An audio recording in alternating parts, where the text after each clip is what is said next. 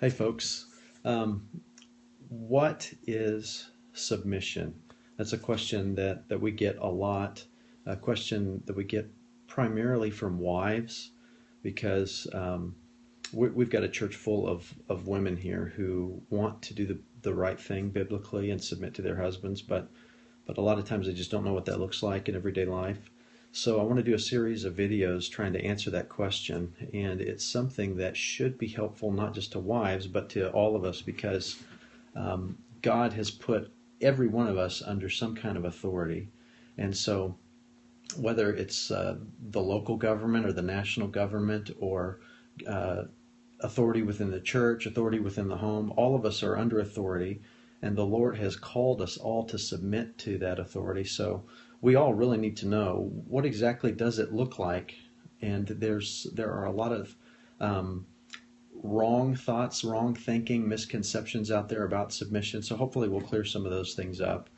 But a basic definition of submission is to yield to the will of another. So when I submit to an authority, I'm yielding to their will, and that assumes that I have a will, and that other person has a will, and where those two wills don't coincide, then I'm going to yield to that other person. And the Bible gives us a wonderful, wonderful example of submission in the Lord Jesus Christ. And so I'd say like and most important thing that we should think about submission is that submission is Christ-like. And that's something that our culture just doesn't understand. We live in a world, especially here in America, where people challenge authority, and that kind of thing is applauded and it's championed. But if we're thinking biblically, we have to realize that we are never less like Jesus than when we are challenging or in some way resisting authority. Now there are caveats to that, which we'll get to in subsequent videos, but we need to just remember that submission is Christ-like, and it is not Christ-like for us to resist authority or to not submit to authority. So to whom did Jesus submit? He submitted perfectly to the Father throughout his entire life. And if we look at the gospel, particularly the Gospel of John, we see over and over statements from the Lord about how he wanted to do the Father's will and not just his own will. So like John chapter 4, the Lord said to his disciples, "My food is to do the will of him who sent me." And then one chapter later he says, "I seek not my own will, but the will of him who sent me." Chapter 6, "I've come down from heaven not to do my own will, but the will of him who sent me." So Jesus makes these statements over and over, and all of these statements assume that Jesus had his own will. And we might wonder, goodness, how can Jesus and the Father both be members of the Trinity and not have the same will? Well, that's a question to be answered in another video on a different day. But all of those statements assume that Jesus had a will, and that will might not have coincided with the Father. So for you and I to submit to authority doesn't mean that we don't have our own will, that we don't have a direction that we want to go in. Submission just says that where my will doesn't coincide with that authority, that I yield to the authority's will. Okay, submitting to authority also doesn't mean that you don't have a voice, that you can't voice your will. And we've got a great example of the Lord doing that in the Garden of Gethsemane. We've been going through Matthew on Sunday mornings here for the last several years. And in Matthew 26:39, the Lord prayed, "My Father, if it be possible, let this cup pass from me. Nevertheless, not as I will, but as you will."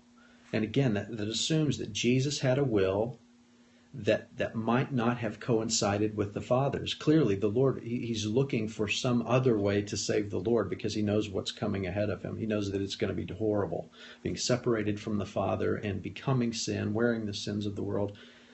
He's looking for another way, and he's asking the Lord, let there be another way. And when he says, "Not as I will, but as you will," it's not only a perfect picture of submission, but it also assumes that Jesus has a will of his own.